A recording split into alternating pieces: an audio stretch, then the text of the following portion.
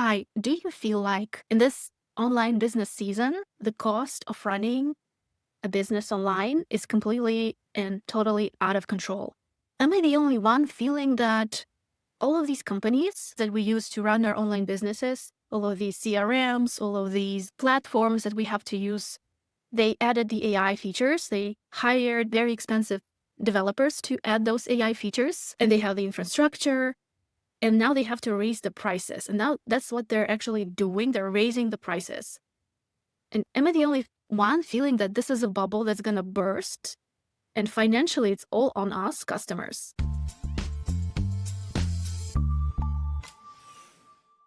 Hi, I'm Olga. I run Applet Studio. It's a small company. We sell Squarespace templates and online courses for entrepreneurs. We also design custom websites. And I've been running this business for 6 years now. And what I do, I hop between different tools because I am kind of cheap and frugal. And also I bootstrap this business out of nothing, out of thin air, out of literally $300 that I spent early on my email and website. So it's this time of year around November, December, when all of these tools announce that they're going to raise the prices. It seemed like this started in 2024 and it's continuing into 2025 and 2026.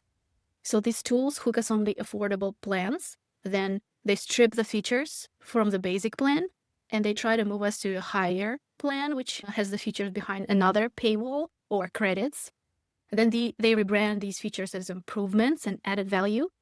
And often, and what I see a lot of these tools added AI features, which I personally don't need to have. I don't need to have another AI writer inside my invoicing tool. I feel like there is this fine balance between ethical pricing, ethical business, ethical marketing, and just getting the user base and then just slashing these users, slamming them with the new prices. As personally, as a consumer, I choose to hop between different tools. So for example, this year, I am choosing a tool for CRM. I'm actually also considering maybe building it myself. So I've been on Honeybook, then I used the Are Indy, then I switched back to Honeybook. And this year I'm choosing what is it that I'm going to use this new business season. I have experienced a similar issue with all of the tools that I'm using. Figma raised prices for like the tools inside Figma that I am very unlikely to use. Flodesk is switching to pricing where they will charge you per email that you send, but you can lock in the old pricing by December. Teachable raised prices, and I migrated out of Teachable to Thinkific just because I don't agree with this policy. Because when I sign up for a tool, I sign up for one thing, and then 6 months later, it looks completely different. And I'm not complaining about that. I understand that businesses need to change, and it's a really competitive environment, and you have to adapt. But as a consumer, my choice is to just unsubscribe, delete the subscription, move somewhere else. Yes, this is some hassle for myself, but this is what I'm going to do. And I suggest you do this too. So each time pricing changes, the features are removed or new features are added, and I have to pay for the new features that I didn't ask for specifically as a consumer. I've been running my online business for 6 years, and here's what I can tell you is that a lot of these tools create fake needs. So they tell us, oh, your customers need to have an amazing backend experience, and you need all of these things to manage that. Well, you know what? The best and the most ethical tool that I saw is actually Basecamp, because their communication is really straightforward. And I know they have my back, and I've been paying for this tool for years now. And I'm very unlikely to switch from that tool. But other things are kind of fake needs. Consider me cheap, but I have something like 15 subscriptions that I'm paying for.